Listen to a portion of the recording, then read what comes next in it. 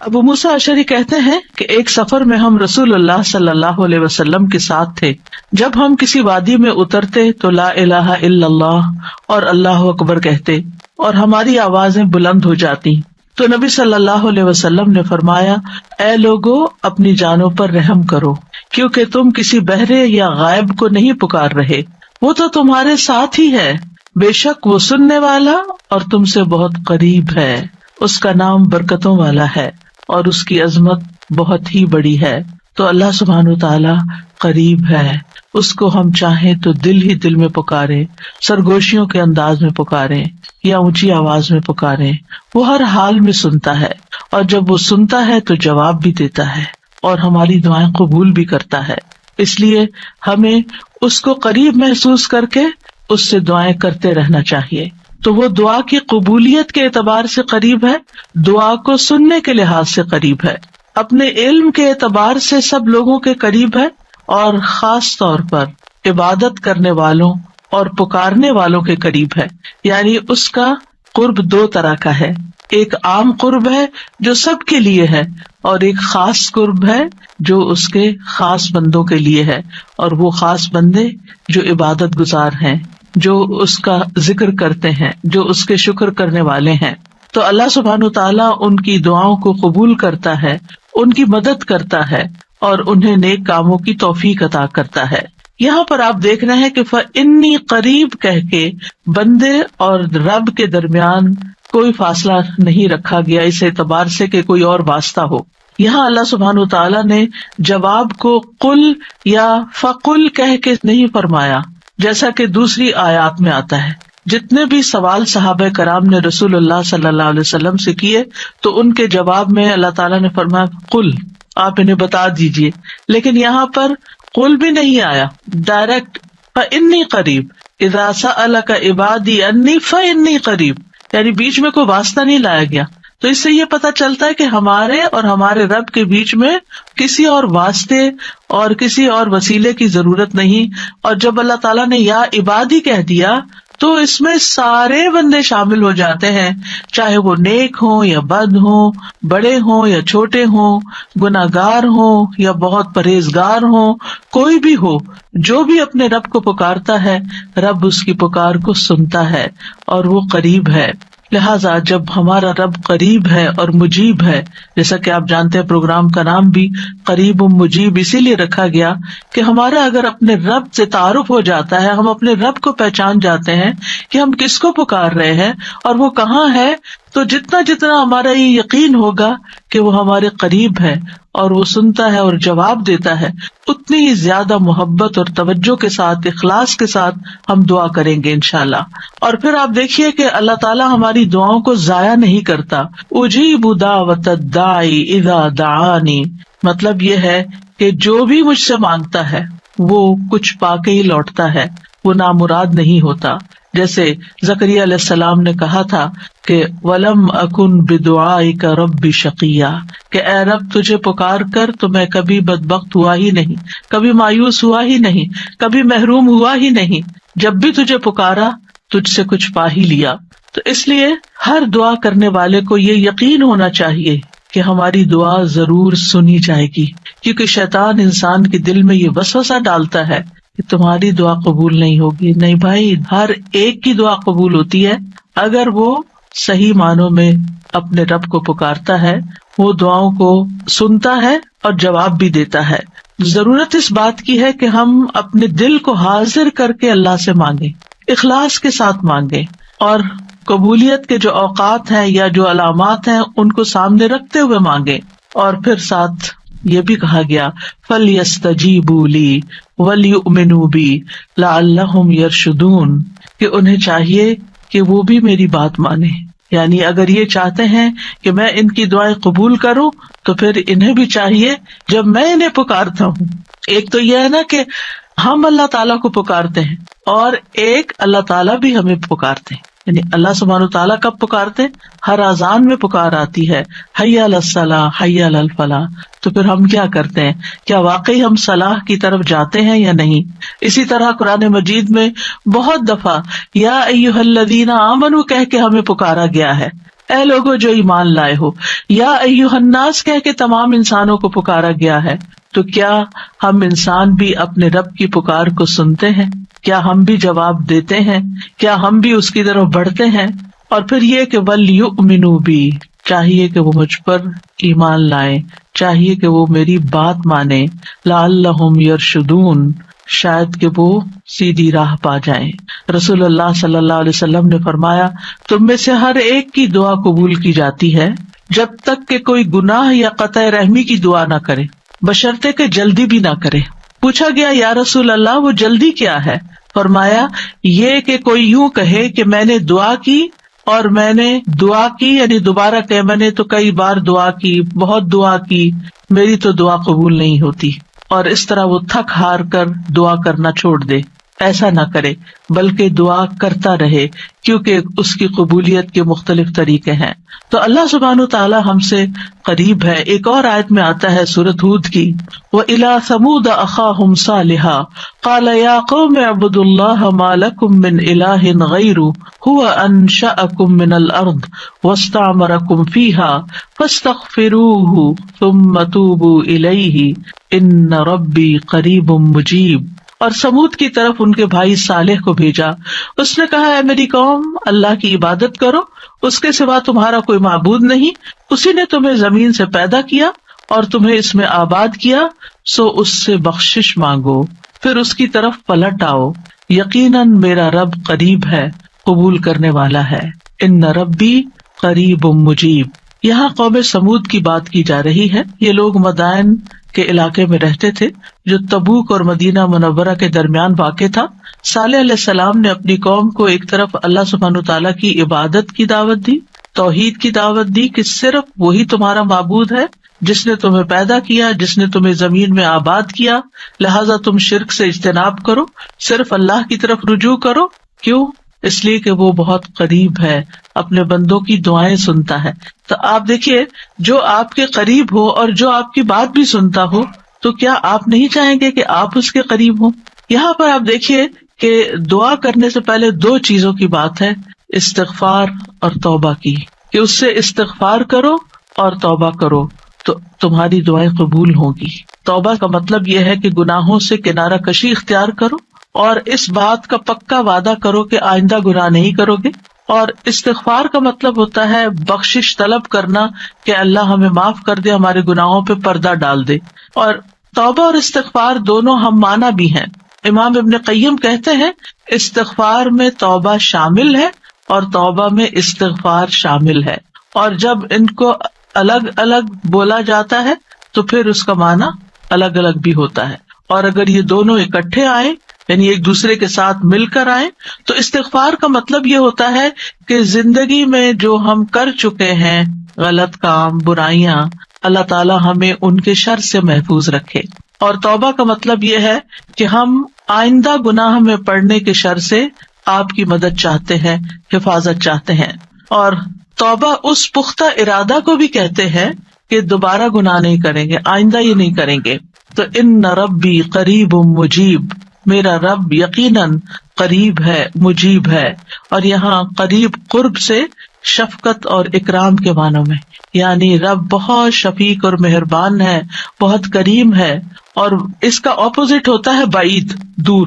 اور بہت کا لفظ سختی کے لیے بولا جاتا ہے کہ وہ جو شفیق نہ ہو، سخت ہو، کرخت ہو، اور پھر یہ کہ کچھ نہ دے، تو ایسا نہیں ہے ہمارا رب۔ ہمارا رب قریب ہے، مہربان ہے، اور اس کے ساتھ ساتھ یہ کہ وہ اپنے بندوں کا اکرام کرتا ہے اور انہیں سیدھے رستے پر چلاتا ہے، ان کی رہنمائی کرتا ہے، ان کی ضروریات پوری کرتا ہے، ان کی حفاظت کرتا ہے، ان کو مدد دیتا ہے، ان کی مشکلات دور کرتا ہے۔ لہٰذا ہمیں اپنے رب کو قریب پاتے ہوئے، اور قربت کا ایک احساس ہوتا ہے۔ قریب ہونے کا مطلب یہ نہیں کہ اللہ سبحانہ تعالیٰ کسی نعوذ باللہ فزیکل فارم میں ہمارے ساتھ بیٹھے ہوئے ہیں یا ہمارے دل میں بیٹھے ہوئے ہیں، یہ مطلب نہیں ہے قریب کا۔ قربت ایک احساس کا نام ہے۔ آپ نے دیکھا ہوگا بہت سے لوگ دور ہوتے ہوئے آپ کے دل کے قریب ہوتے ہیں، اور کئی لوگ آپ کے ساتھ رہتے ہوئے، آپ کے ساتھ بیٹھے ہوئے، آپ کے ساتھ زندگی گزارتے ہوئے بھی آپ سے دور ہوتے ہیں۔ تو اللہ سبحانہ تعالی کا قرب محسوس کرنے کی چیز ہے، اس طرح کہ وہ سنتا ہے. اللہ سبحانہ تعالیٰ سنتا ہے، السمیع ہے، اللہ تعالیٰ دیکھتا ہے، البصیر ہے، اللطیف ہے، الخبیر ہے، وہ ہمارے دلوں کے راز بھی جانتا ہے.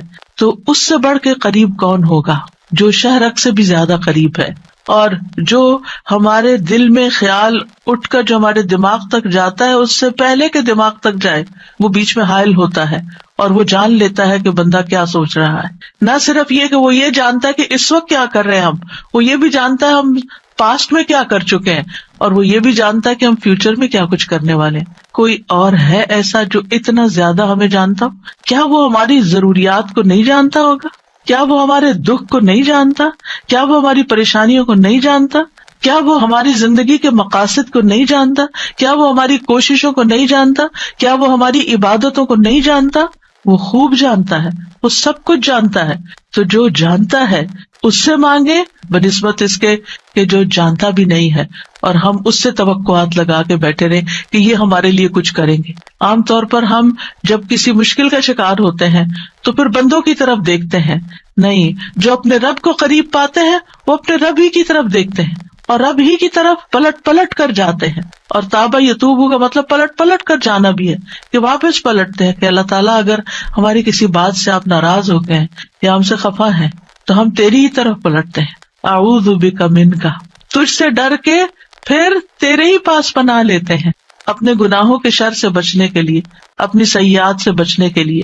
تو اس لیے تھرو آؤٹ جو ہمارا انشاءاللہ پروگرام ہوگا اس میں آپ یہ 2 لفظ بس پکے کر لیں، وہ قریب ہے، وہ مجیب ہے، وہ بہت قریب ہے اور وہ جواب بھی دیتا ہے، وہ دعائیں قبول بھی کرتا ہے.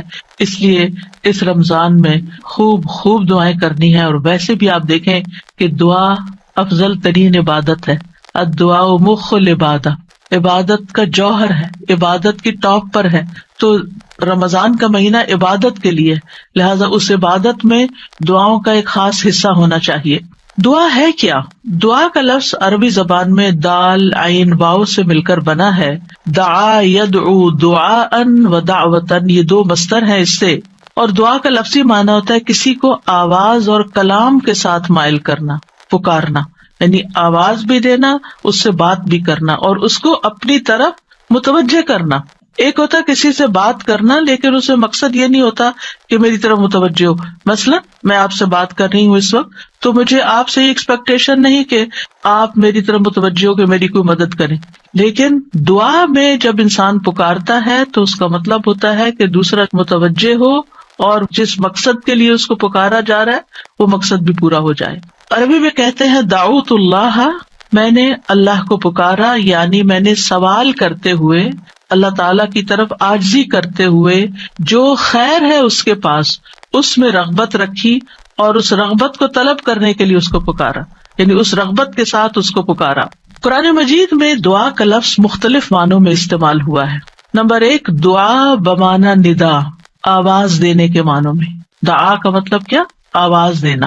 جیسے سورۃ آل عمران میں آتا ہے فَقُلْ تَعَالَوْا نَدْعُ أَبْنَاءَنَا وَأَبْنَاءَكُمْ وَنِسَاءَنَا وَنِسَاءَكُمْ وَأَنفُسَنَا وَأَنفُسَكُمْ.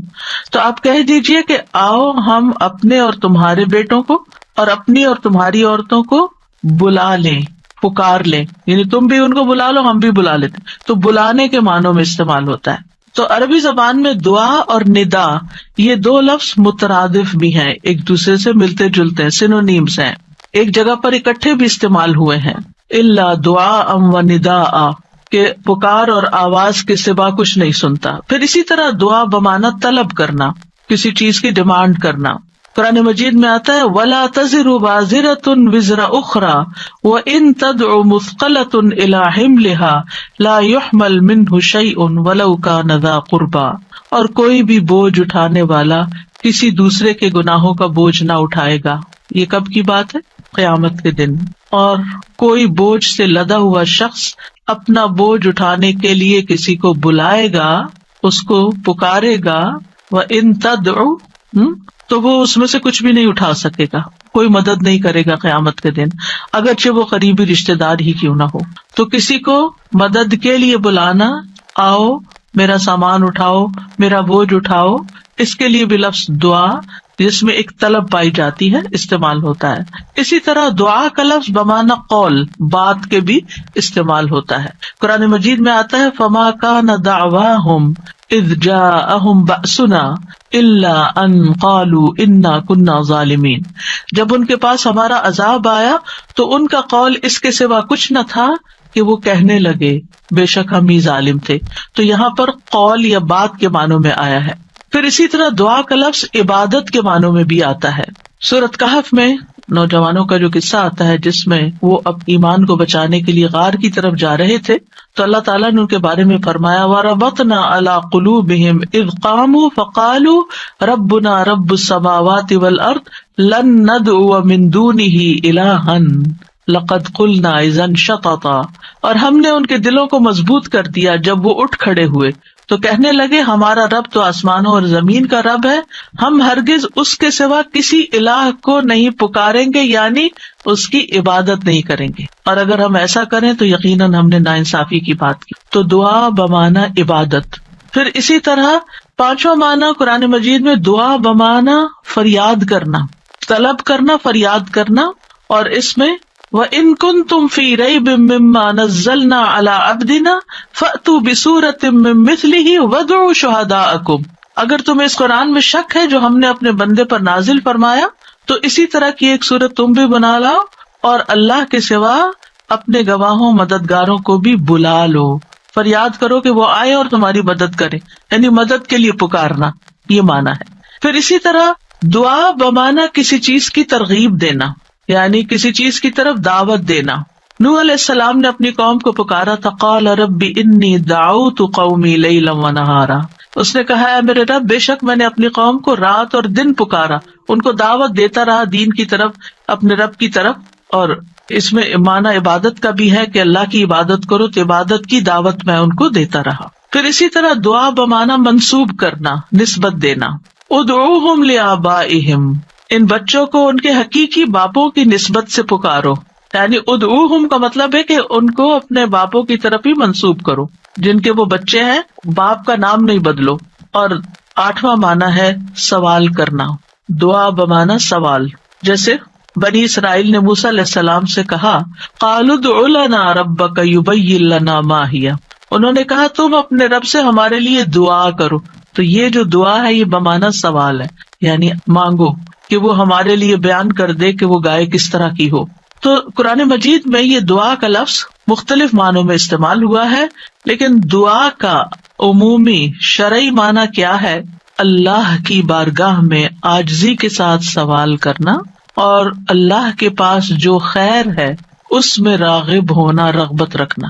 اللہ کی بارگاہ میں اللہ کے حضور عاجزی کے ساتھ سوال کرنا، چیخ چلا کے نہیں بلکہ بہت ہمبل طریقے سے. اور جو خیر اللہ کے پاس ہے اس میں رغبت رکھنا، اس کا شوق رکھنا. تیبی کہتے ہیں اس سے مراد ہے اللہ کی بارگاہ میں انتہا درجے کی عاجزی، انکساری اور محتاجگی ظاہر کرنا. جیسے موسیٰ علیہ السلام نے دعا کیا کی تھی رب انی لما انزلت الی من خیر فقیر. اپنے فقر، اپنی محتاجی، اپنی ضرورت کا اظہار کیا تھا، انی لما انزلت الی من خیر فقیر. امام ابن قیم کہتے ہیں اس سے مراد ہے ایسی چیز کو طلب کرنا جو دعا کرنے والے کو فائدہ دے، یعنی فائدے کی چیز حاصل کرنے کے لیے سوال کرنا، اور ایسی چیز کو دور کرنے کے لیے طلب رکھنا جو اس کو نقصان دیتی ہو. تو پھر دو طرح سے دعا کرتا ہے انسان، کچھ فائدے کی چیزیں مانگتا ہے اور کچھ نقصان والی چیزوں کو دور کرنے کے لیے اللہ سے درخواست کرتا ہے. ہماری شریعت میں دعا کی دو بڑی اقسام ہیں، ایک ہے دعائے عبادت اور ایک ہے دعائے مسئلہ. دعائے عبادت کیا ہے؟ اس سے مراد ہے کہ انسان اللہ سے ثواب کی امید رکھتے ہوئے، اس کے عذاب سے ڈرتے ہوئے اس کی عبادت کرے، اس میں سوال نہیں ہے. تو عربی میں دعا بمعنی عبادت بھی استعمال ہوتا ہے. آتا نا وقال ربکم ادعونی استجب لکم ان الذین یستکبرون عن عبادتی سیدخلون جہنم داخرین. اس میں دعا کے دونوں معنی آ گئے. اور تمہارے رب نے فرمایا کہ مجھ سے دعا کرو میں تمہاری دعا قبول کروں گا، یہ تو سوال ہو گیا. اور دوسرا بے شک وہ لوگ جو میری عبادت سے تکبر کرتے ہیں عنقریب و ذلیل و خوار ہو کر جہنم میں داخل ہوں گے. تو یہاں عبادت کا معنی بھی آ گیا عبادت کے لفظ کے ساتھ، یعنی دعا ایک طرح سے عبادت ہے.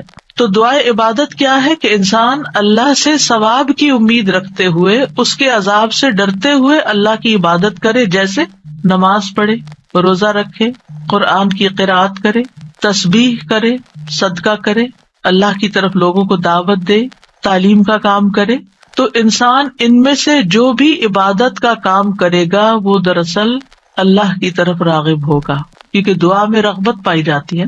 اور جو شخص مثلا نماز پڑھتا ہے تو گویا وہ زبان حال سے دعا کر رہا ہوتا ہے، اللہ سے بخشش مانگ رہا ہوتا ہے کہ اللہ تعالیٰ ہمارے اوپر رحم کیجیے، ہم نے جو گناہ کیے ہیں آپ ان کو معاف کر دیجیے. کیونکہ نماز بذات خود کیا کرتی ہے، بلاؤں کو ٹالتی ہے، گناہوں کو معاف کرنے کا ذریعہ ہے. ٹھیک ہے. اچھا، صدقہ کیا کرتا ہے، گناہوں کی آگ بجھاتا ہے.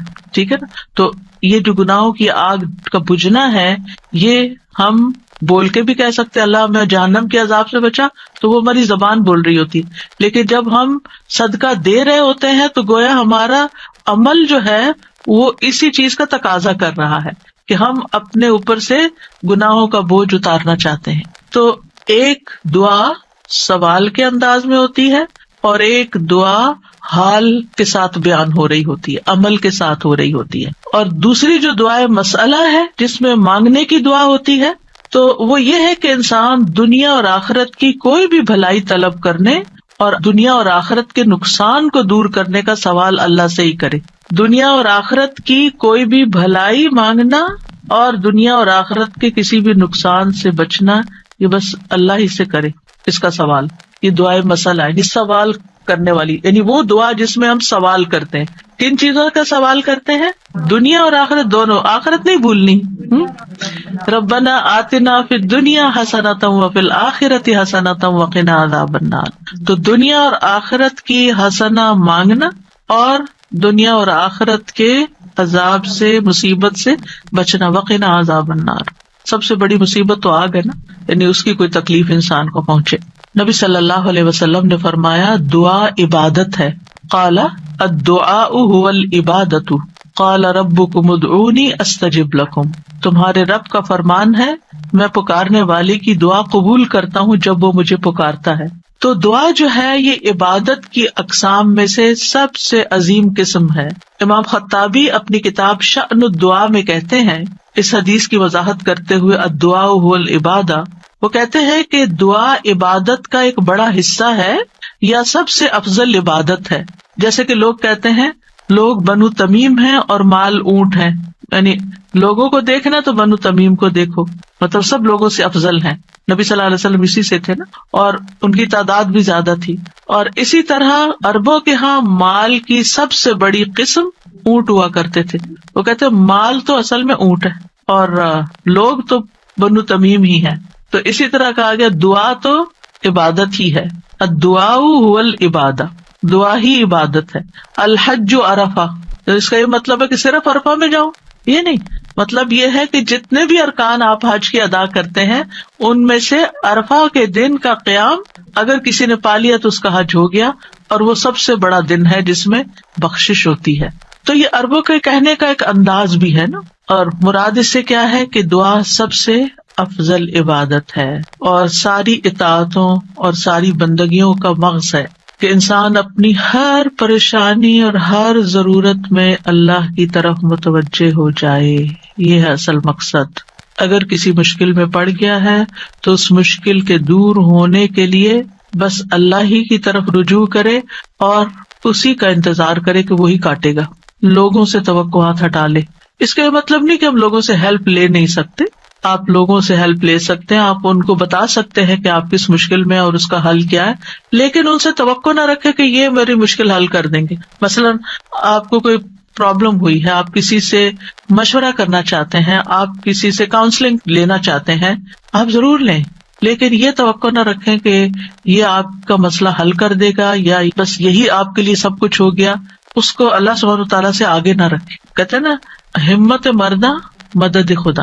ہمت آپ نے کرنی ہے، کوشش آپ نے کرنی، مدد اللہ نے کرنی ہے. دعا کی بھی ہمت ہوتی ہے اور دعا کے لیے بھی ایک ایفرٹ لگانی پڑتی. اور اس کے لیے یکسو ہونا پڑتا ہے. خصوصاً آپ دیکھیں کہ جب کسی بڑی پریشانی کے نتیجے میں انسان کے ہوش اڑ جاتے ہیں، اوسان خطا ہو جاتے ہیں، اس کو کچھ سمجھ نہیں آتی، تو ایسی صورت میں انسان اپنے خیالات کو مجتمع کر کے، فوکس کر کے، پوری توجہ کے ساتھ اللہ کی طرف جب متوجہ ہوتا ہے تو یہ ہے اصل میں دعا کی روح.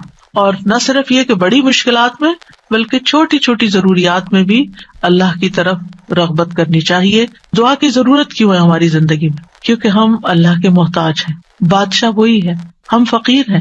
یا ایھا الناس انتم الفقراء الی اللہ، اے لوگو تم سب اللہ کے محتاج ہو. کوئی بھی انڈیپینڈنٹ نہیں، کوئی بھی یہ نہیں کہہ سکتا کہ میں اپنے سب کام خود ہی کر سکتا ہوں. واللہ هو الغنی الحمید، اور اللہ سب سے بے پرواہ ہے اور تعریف کے لائق ہے. بندوں میں سے کوئی بھی بے پرواہ نہیں ہو سکتا، ہم سب محتاج ہیں. دوسری بات، اللہ سارے خزانوں کا مالک ہے. وَإِن مِّن شَيْءٍ إِلَّا عِندَنَا خَزَائِنُهُ، کوئی چیز ایسی نہیں، وَإِن مِّن شَيْءٍ إِلَّا عِندَنَا خَزَائِنُهُ، کہ جس کے خزانے ہمارے پاس نہ ہوں. آپ کوئی چیز آرڈر کرنا چاہتے ہیں تو پتہ چلتا ہے وہ تو ہے ہی نہیں، ختم ہو گئی، اسٹاک ختم، آؤٹ آف اسٹاک. بڑی سے بڑی کمپنی، بڑے سے بڑے ریسورسز رکھنے والے انسانوں سے جب آپ مانگتے ہیں تو آپ دیکھیں کیا ہوتا ہے کہ انسان بعض اوقات وہ اوپر جا کے اتنی نیچے گرتے ہیں کہ پائی پائی کے محتاج ہو جاتے ہیں. ایسی مثالیں آپ نے بھی دیکھی ہوں گی، سنی بھی ہوں گی کہ کہاں ان کے پاس بہت کچھ تھا اور کہاں وہ زیرو پہ آ گئے. اللہ تعالیٰ ایسا نہیں ہے، ہمیشہ سے ہے اس کے پاس اور ہمیشہ رہے گا. ساری مخلوق اگر کسی میدان میں جمع ہو کر سب کچھ مانگے تو بھی اللہ تعالیٰ کے خزانوں میں اتنی کمی نہیں آتی جتنی ایک سوئی کو سمندر میں ڈبو کے نکالا جائے تو پانی جو سوئی کے ساتھ لگتا ہے اتنی بھی کمی نہیں ہوتی. وہ جتنا چاہے خرچ کرتا رہے، جتنا چاہے وہ بندوں کو دیتا رہے، پھر بھی اس کے ہاتھ بھرے رہتے ہیں، ان میں کوئی کمی نہیں ہوتی. ایک اور آیت میں آتا ہے سورۃ المنافقون میں، وَلِلَّهِ خَزَائِنُ السَّمَاوَاتِ وَالْأَرْضِ، آسمانوں اور زمین کے خزانے اللہ کے پاس ہیں. پھر کیا کرنا چاہیے؟ اس کے پاس جانا چاہیے جس کے پاس کوئی خزانہ نہیں ہے، اس کے پاس جو سارے خزانوں کا مالک. مشکل یہ ہے کہ ہمارے مانگنے میں کمی ہوتی ہے، دیر ہوتی ہے. وہ سب کچھ دے سکتا ہے، سب کچھ ہے اس کے پاس، یو نیم اٹ. آپ گھر جا کے بیٹھیں، غور کریں، نماز کے بعد کسی اور خاموشی تنہائی کے وقت مجھے کیا چاہیے، مجھے کیا مسئلہ ہے، مجھے کیا پرابلم ہے، میری کیا پریشانی ہے، کیا اللہ کے پاس اس کا حل ہے؟ یقیناً ہے، وہ کر سکتا ہے، بالکل کر سکتا ہے. پھر مجھے کیا کرنا چاہیے؟ اسی سے مانگنا چاہیے، اس سے گڑ گڑا کے مانگنا چاہیے، اس سے اپنی محتاجی اور اپنی بیچارگی کا اظہار کر کے مانگنا چاہیے. امن یجیب المضطر اذا دعاہ ویکشف السوء، اللہ تعالیٰ آپ سے پوچھتے ہیں کون ہے جو بے قرار کی، مضطر، بے قرار، بے چین انسان کی بات سنتا، اس کو جواب دیتا. امن یجیب المضطر اذا دعاہ، جب بھی وہ اس کو پکارتا ہے، ویکشف السوء، اور وہ تکلیف کو دور بھی کرتا ہے. ایسا نہیں کہ وہ صرف سن رہا ہے، اس نے وہ تکلیف دور بھی کر دینی ہے. اور آپ کہیں گے بس اتنی سی بات تھی، میں اس کو اتنا پہاڑ بنائے ہوئی تھی، اپنی زندگی کا بہت بڑا مسئلہ بنائے ہوئے تھی، اور اللہ تعالیٰ کے لیے بس اتنی سی بات تھی. میرے مانگنے میں کمی تھی، اس کے پاس نہیں کمی. ہماری دعا میں کمی ہے، ہمارے اخلاص میں کمی ہے، اس کے دینے میں کمی نہیں ہے. اس طرح پکارا کرے نا کہ اللہ تعالیٰ آپ تو دے کر کسی کمی کا شکار نہیں ہوتے، لیکن میری کمی پوری ہو جائے گی. پھر آپ دیکھیں ہر بھلائی دینے اور ہر تکلیف دور کرنے پہ قادر ہے. سورۃ الانعام میں آتا ہے وَإِن يَمْسَسْكَ اللَّهُ بِضُرٍّ فَلَا كَاشِفَ لَهُ إِلَّا هُوَ وَإِن يَمْسَسْكَ بِخَيْرٍ فَهُوَ عَلَى كُلِّ شَيْءٍ قَدِيرٌ، اگر اللہ تجھے کوئی تکلیف پہنچائے تو اس کے سوا کوئی دور کرنے والا نہیں، اور اگر وہ تجھے کوئی بھلائی پہنچائے تو وہ ہر چیز پر پوری طرح قادر ہے. وہ سب کچھ کر سکتا ہے، وہ قادر ہے. نہ آپ کی کوئی خیر اور بھلائی کو لے جا سکتا ہے، کیونکہ عام طور پہ ہم وہم کا شکار رہتے ہیں کہ اگر میری اس نعمت کا کسی کو پتہ چل گیا تو پھر کیا ہوگا، شاید وہ نظر ہی لگ جائے اور نعمت چھین ہی جائے. ہر وقت اس وہم کا شکار رہنا دراصل اپنے آپ کو ٹارچر کرنا ہے. نہیں، وَإِن يَمْسَسْكَ بِخَيْرٍ، اگر اللہ نے آپ کو کوئی خیر دی ہے، فَهُوَ عَلَى كُلِّ شَيْءٍ قَدِيرٌ، وہ ہر چیز پہ قادر ہے، وہ آئندہ بھی دیے رکھے گا. اس نے اس لیے تھوڑی دی ہے کہ بس ایک بندہ کوئی دیکھے اس چیز کو اور بس وہ واپس لے لے، وہ ایسا نہیں کرتا.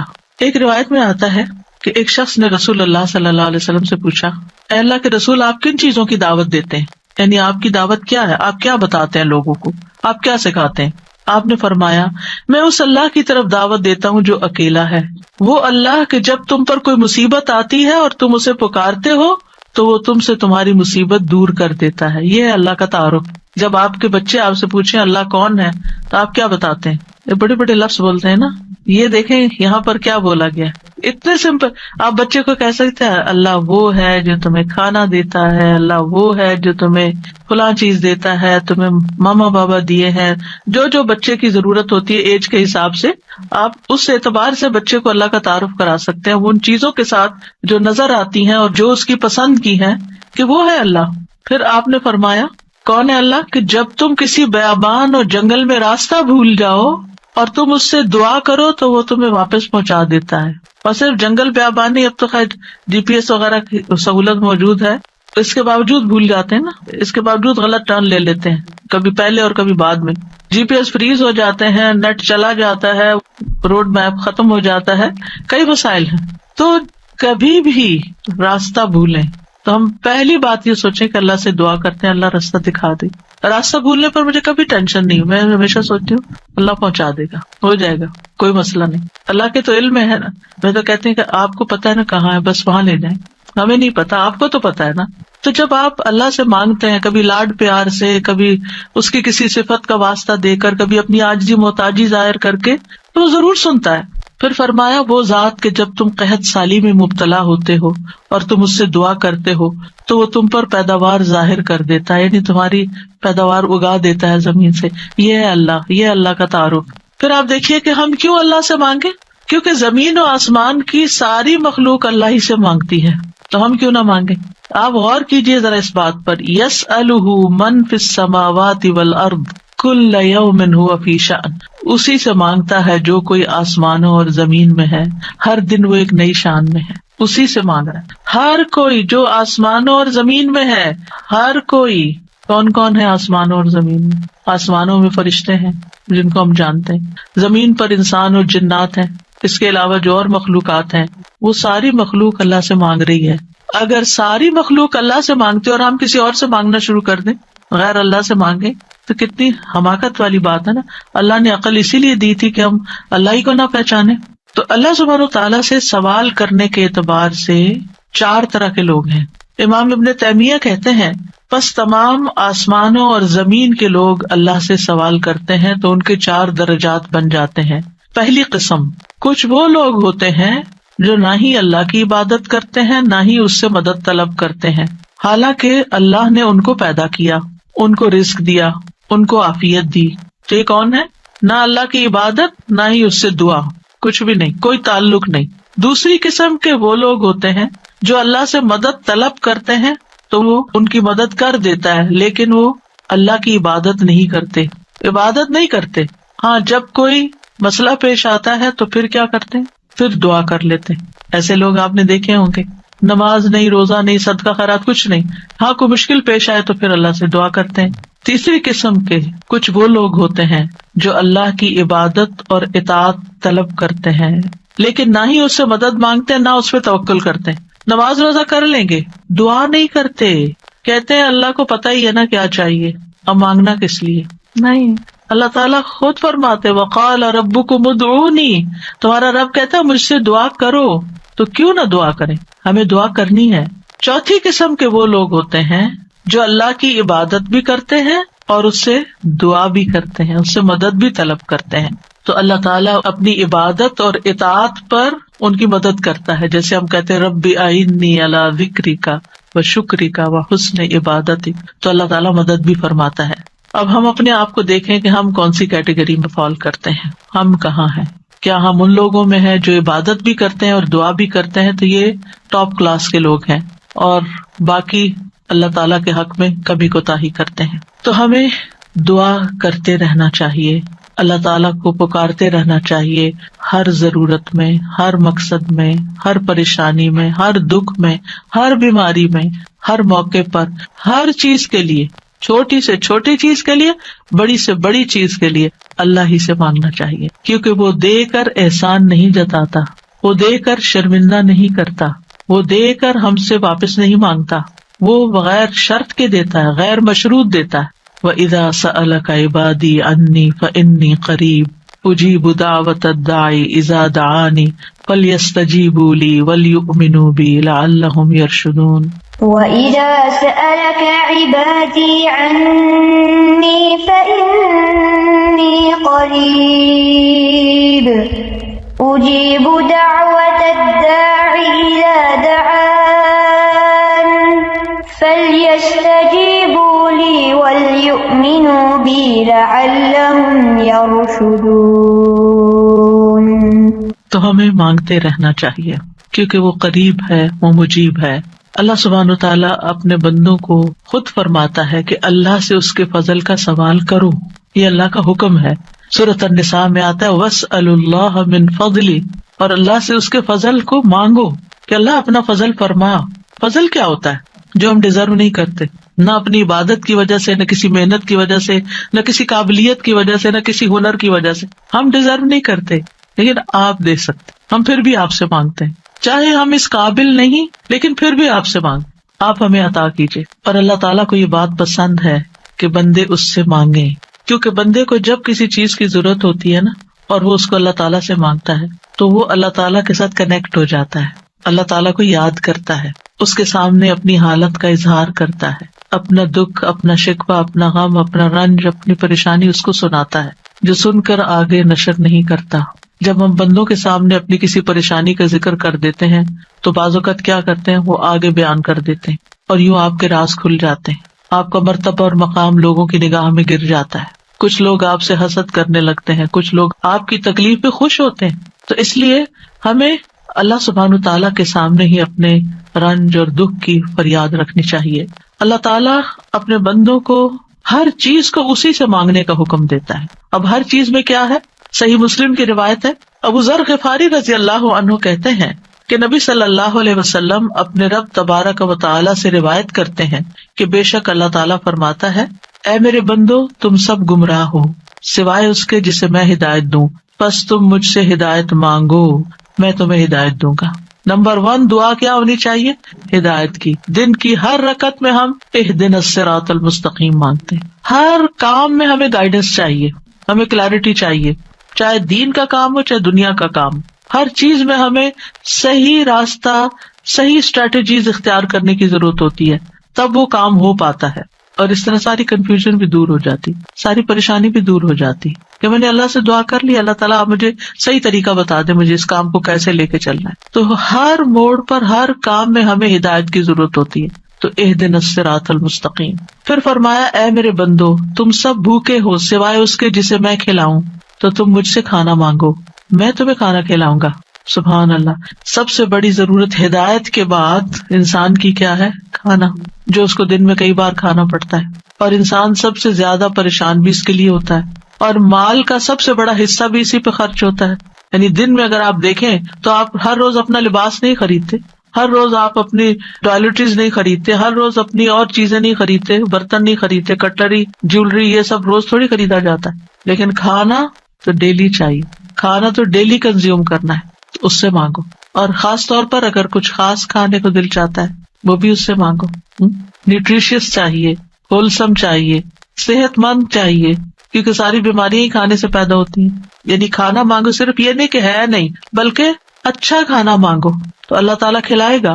اے میرے بندو تم سب برہنہ ہو سوائے اس کے جسے میں لباس پہناؤں، تو تم مجھ سے لباس مانگو میں تمہیں لباس پہناؤں گا۔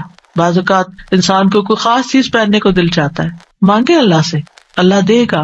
اے میرے بندو تم سب دن رات گناہ کرتے ہو اور میں سارے گناہوں کو بخش دیتا ہوں، تم مجھ سے بخشش مانگو میں تمہیں بخش دوں گا۔ کیوں اپنے اوپر بوجھ لیے پھرتے ہو؟ کتنے گناہ کر لیے، بہت لیٹ کر دیا، پتہ نہیں اب میری معافی ہوگی یا نہیں، اب میں کیا کروں؟ وہ معاف کر دے گا، مانگ کر تو دیکھو۔ اے میرے بندو اگر تمہارے اولین و آخرین اور جن و انس ایک صاف چٹیل میدان میں کھڑے ہو کر مجھ سے مانگنے لگے، اور میں ہر ایک کو جو مجھ سے مانگ رہا ہے وہ سب کچھ دے دوں جو وہ مانگ رہا ہے، تو میرے خزانوں میں کوئی کمی نہیں ہوگی مگر جتنی سمندر میں سوئی ڈال کر نکالنے سے کمی آتی، کچھ کمی نہیں۔ مانگو، اس کا تو کچھ نہیں بگڑتا، اس کا تو کچھ کم نہیں ہوتا۔ نبی صلی اللہ علیہ وسلم نے بھی اللہ سے مانگنے کا حکم دیا ہے۔ عبداللہ بن عباس کہتے ہیں ایک دن وہ رسول اللہ صلی اللہ علیہ وسلم کے پیچھے سوار تھے، تو رسول اللہ صلی اللہ علیہ وسلم نے ان سے فرمایا، اے لڑکے میں تجھے چند کلمات سکھا رہا ہوں، احفظ اللہ یحفظک، تم اللہ کے احکام کی حفاظت کرو، اللہ تمہاری حفاظت کرے گا۔ احفظ اللہ تجدہ تجاہک، اللہ کی حفاظت کرو یعنی اللہ تعالیٰ کے احکامات کی، تم اسے اپنے سامنے پاؤ گے، قریب پاؤ گے۔ اذا سألت فاسأل اللہ، جب تمہیں مانگنا ہو اللہ سے مانگو، جب تمہیں مانگنا ہو، کچھ بھی مانگنا ہو۔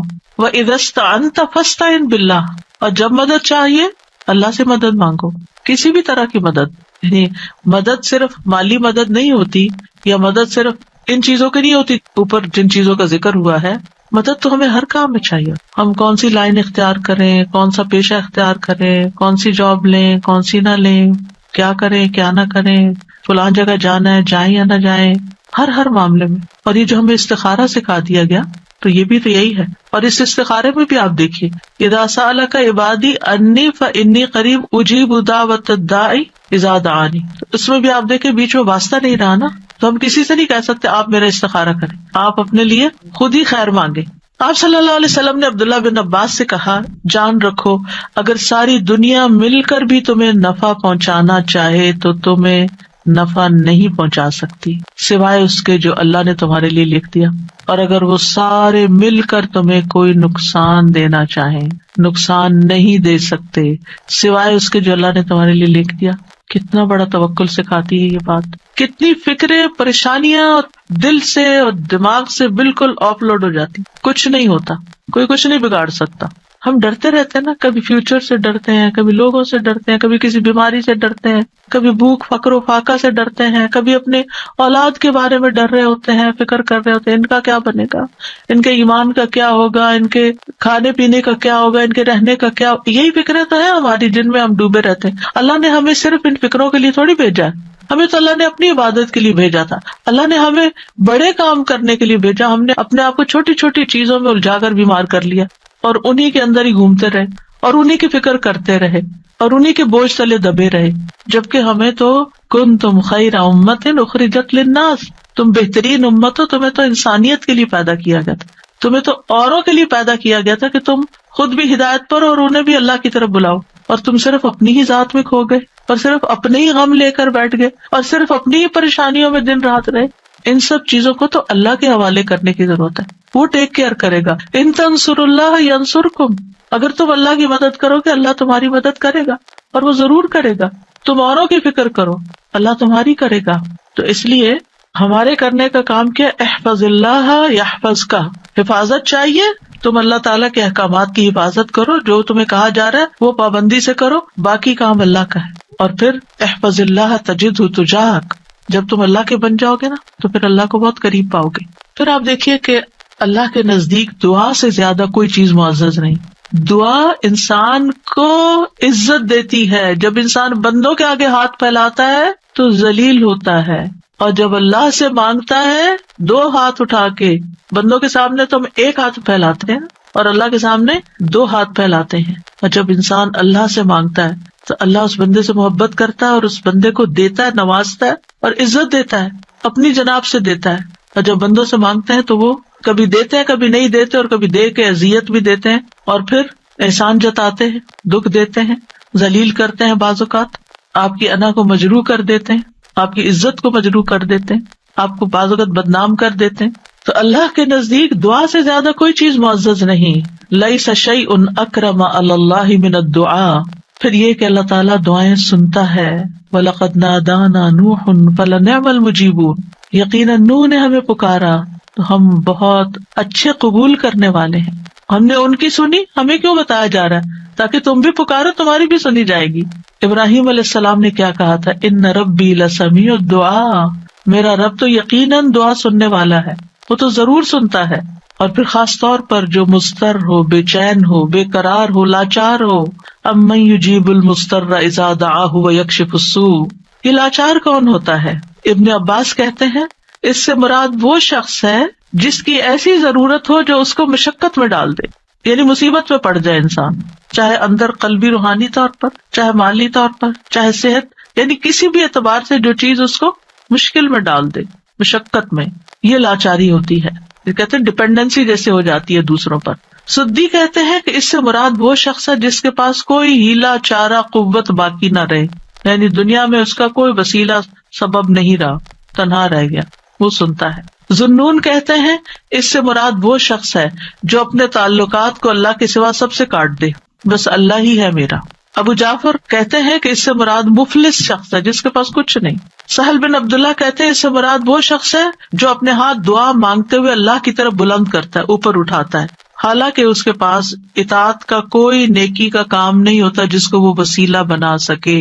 لاچار، اب ہر جگہ سے مایوسی ہوگی، اب ایک ہی راستہ ہے، اور وہ راستہ شیطان کہتا ہے تم تو اتنے نافرمان ہو، تمہاری نہیں سنی جائے گی، نہیں وہ پھر بھی سنتا ہے۔ اَمَّن یُجِیبُ الْمُضْطَرَّ، اصل میں بندے تو ہم اللہ ہی کے ہیں نا، چاہے ہم اللہ کو اپنا بنائیں یا نہ بنائیں، ہیں تو اسی کے، جانا تو اسی کی طرف ہے، دنیا میں بھی اسی کی طرف جانے کی ضرورت پیش آتی ہے۔ اور پھر آپ دیکھیے کہ اللہ تعالیٰ کا قبولیت کا وعدہ بھی ہے، اور وہ بندوں کی حاجات پوری کرتا ہے۔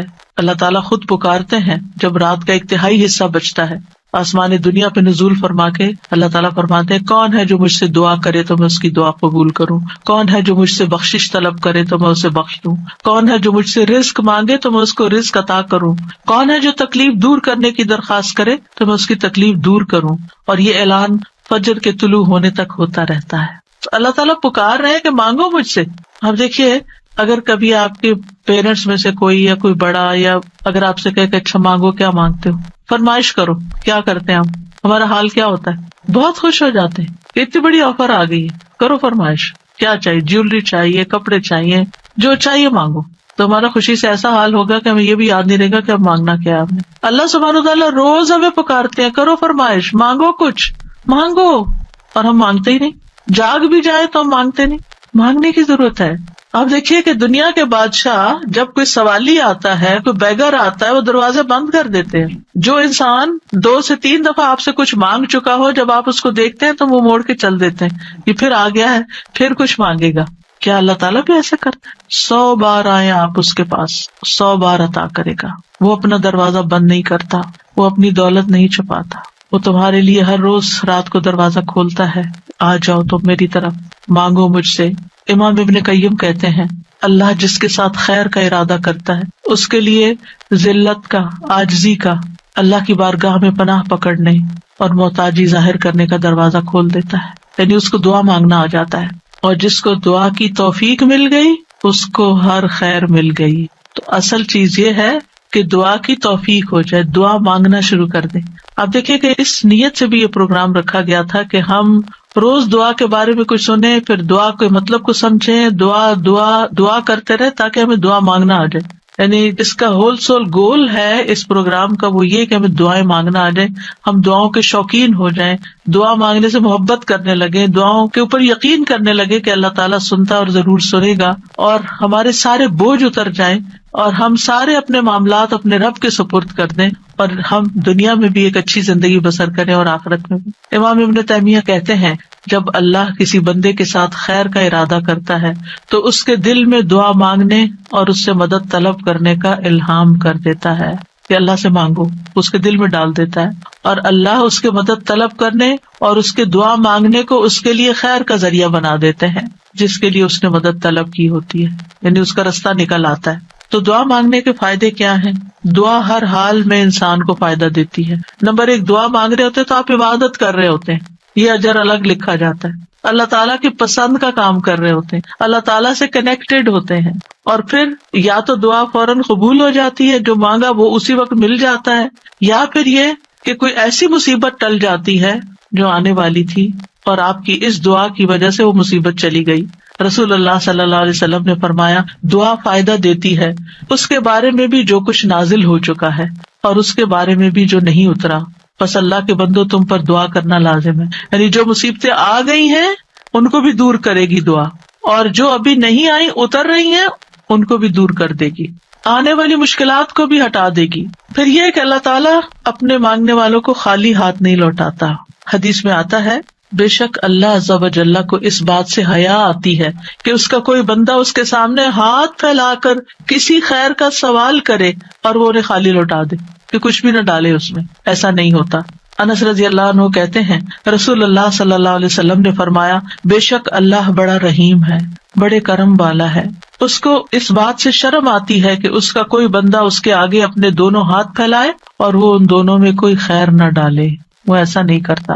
جو مسلمان بھی اپنی حاجت اللہ کے آگے رکھ دیتا ہے اللہ تعالیٰ اسے ضرور نوازتا ہے، ضرور دیتا ہے۔ رسول اللہ صلی اللہ علیہ وسلم نے فرمایا جو مسلمان اپنا چہرہ اللہ کے سامنے گاڑ کر یعنی پورے فوکسڈ طریقے سے توجہ کے ساتھ کسی چیز کا سوال کرتا ہے وہ اس کو وہ چیز ضرور عطا کرتا ہے، خواہ جلدی عطا کرے یا ذخیرہ کر کے رکھ لے اس کے لیے اگلی دنیا میں عطا کرے۔